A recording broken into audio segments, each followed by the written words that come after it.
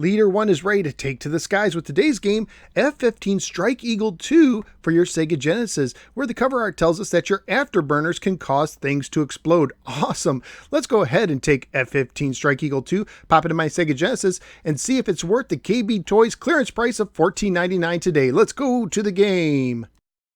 F-15 Strike Eagle 2 was one of two games published by Microprose and carries a copyright year of 1993. It is based on the series of computer games created by Sid Meier, with the first game also appearing on the NES. F-15 Strike Eagle 2 is a flight simulator for one player only. It uses a password system to save your career and offers 4 modes of difficulty, starting with Rookie, then Pilot, then Veteran, and finally Ace. After entering your name and selecting the difficulty, you can pick one of 6 missions, with the first option, Libya, being the easiest and the last, Europe, being the most difficult.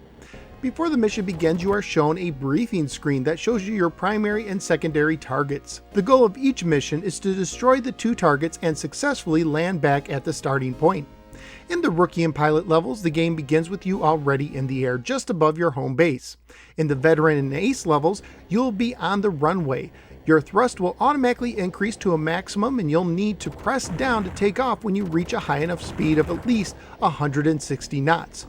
During the majority of the game, you use the D-pad to fly with your standard flight controls, where up dives down and down climbs up. A is used to select targets, B cycles through weapons including cannon shots or missiles for air targets and cannon shots or missiles for ground targets, and C fires your selected weapons.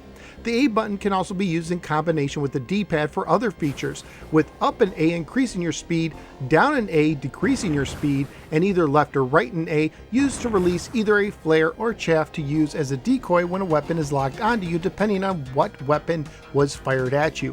All your weapons and decoys have a limited inventory, and they can run out. A yellow arrow on the screen will point you to your primary target. After that has been destroyed, it will point you to the secondary target, and once that is destroyed, it will point you back home to land and end your mission. On your heads-up display, a white square shows you your selected target but out of range, while a black square indicates you are out of the correct weapon to hit it. A white hexagon will indicate you are locked onto a target, and when it turns red, you are in range to fire on it. Your on-screen radar can give you an idea of what's around you, including other aircraft, with blue jets being at a higher altitude, brown jets at a lower altitude, and red jets at the same altitude. Some aircraft is friendly, which can be identified in the targeting window. You'll probably want to avoid shooting those. During the game, you can also press the start button to bring up a ton of options, including changing the view from 7 options, seeing the map, seeing the mission, choosing a waypoint, changing the map range, engaging an autopilot that will fly you automatically to your next selected waypoint, engage a time warp that will increase the time rate in the game, reset the game, increase or decrease the scenery detail, which will affect the game's speed, engage a course correct that will automatically put you back on course, but can only be used in rookie mode, turn on or off the background music, sound effects, and engine, and finally, eject. The manual says that if you eject 3 times in your career, your game will end with a boring desk job, but 1 ejection is wiped off your record for every promotion you earn.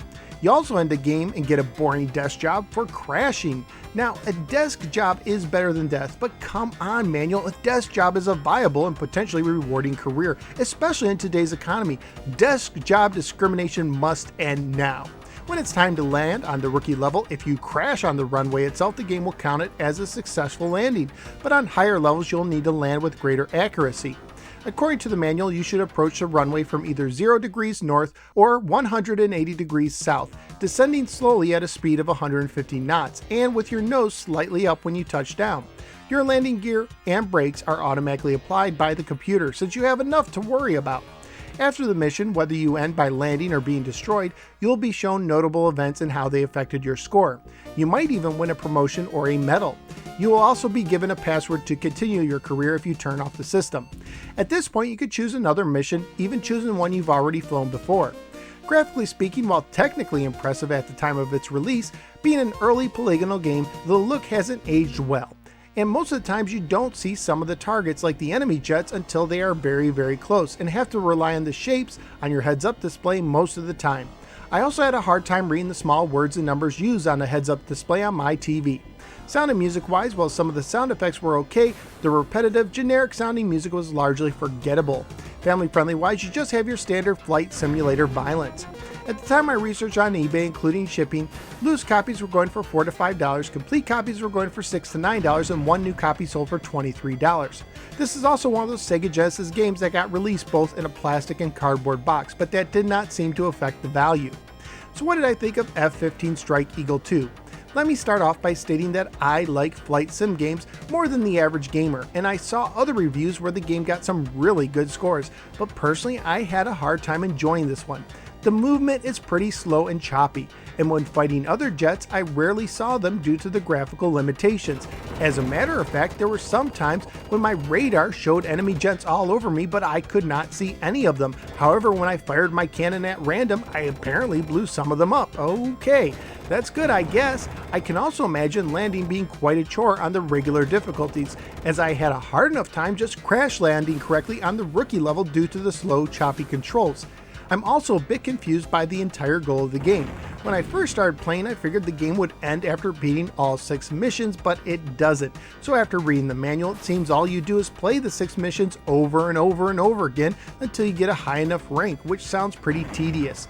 And finally, while the password system is simple enough, the game does 2 password system no-nos by using both zeros and O's as well as ones and capital I's, which can be easily confused. So where am I going to rank F-15 Strike Eagle 2? Somewhere in the bottom 5. I would rather play it than the terrible Mighty Max at 18, but I would rather play Bubsy at 17, which can be frustrating but controls better than F-15. So out of the 21 games I've now ranked on the Sega Genesis, F-15 Strike Eagle 2 is crash landing into the 18th position, but if it's on the rookie level, that's okay. If you're a Genesis fan who likes early flight sim games, you might like F-15 Strike Eagle 2, but I'd recommend F-22 Interceptor instead, which I reviewed way back in episode 61. So what do you think of the game? Whether you agree or disagree with me, feel free to let me know in the comments below. Also feel free to click the like and subscribe buttons and follow me both on the Facebook or the Twitter. And I'm a member of the Retro Junkies Network. At this time, I'd like to thank Ed from edladden.com for supporting the show at patreon.com/nosweargamer. Thank you, Ed, and keep up the great work making all those wonderful controllers. Thank you for giving me a little part of your day, and I look forward to seeing you next time in the next episode of the No Swear Gamer. Take care and safe landings.